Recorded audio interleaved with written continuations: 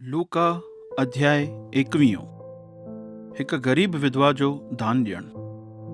जॾहिं यीशु मंदर में हो त उते उन शाहूकार माण्हुनि खे मंदर जी दान पेटीअ में पंहिंजो दान विझंदे ॾिठईं।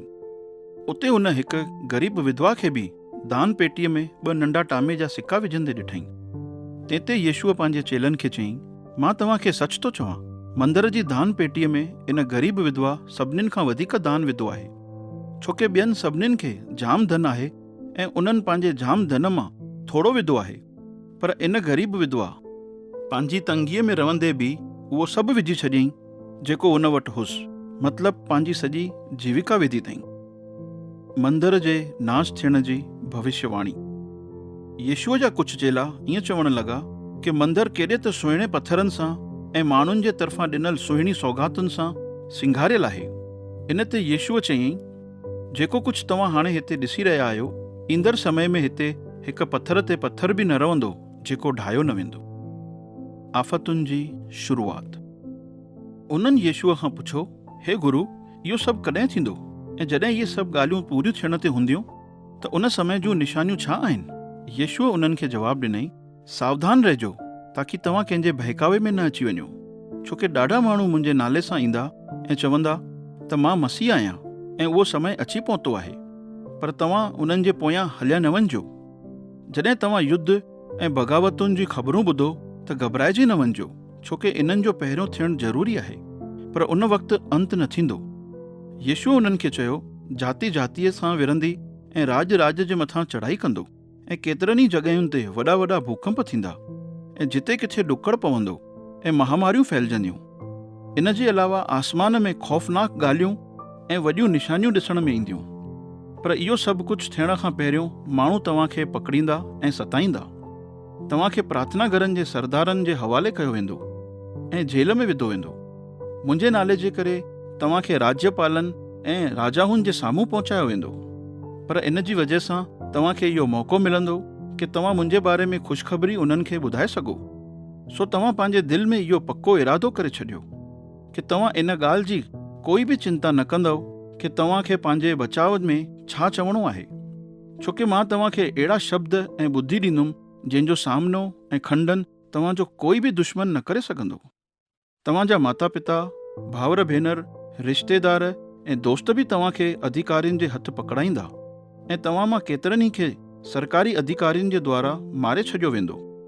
मुंहिंजे नाले जे करे सभु माण्हू तव्हां सां नफ़रत कंदा, पर तव्हांजे मथे जो हिकु वार बि वांको न थींदो। इन्हनि ॻाल्हियुनि में मुंहिंजे प्रति ईमानदारीअ सां अंत ताईं क़ाइमु रहण जे करे तव्हां अनंत जीवन खे पाईंदव।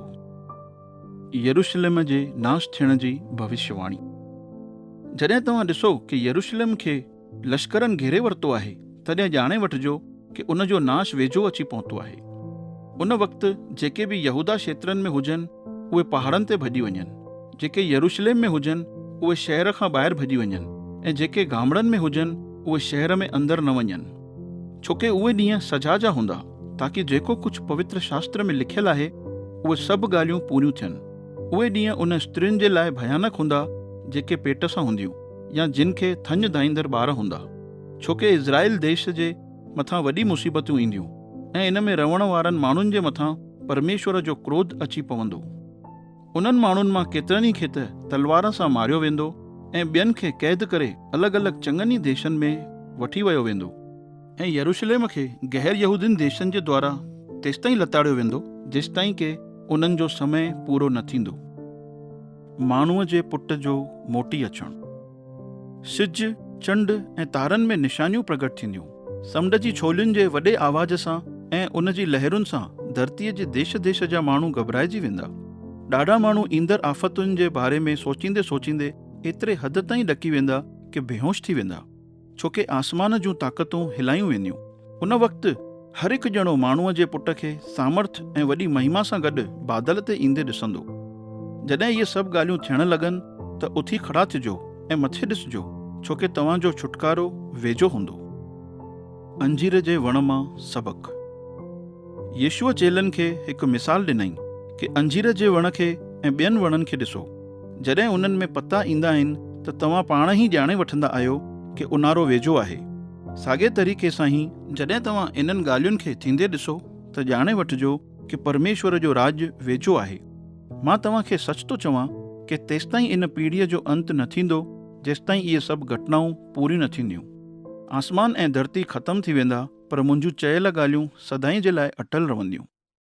जाॻंदा रहो। इन करे पंहिंजे बारे में सावधान रहो, किथे ईअं न थिए कि तव्हांजो दिलि दुनिया जे ऐशो आराम, नशे ऐं इन जीवन जी चिंताउनि खां सुस्त थी वञे ऐं ओचितो ई माण्हूअ जे पुट जे अचण जो ॾींहुं हिकु फंदे वांगुरु तव्हांजे मथां अची पए, छोकी उन ॾींहं जो असरु सॼी धरतीअ जे सभिनीनि माण्हुनि जे मथां अची पवंदो।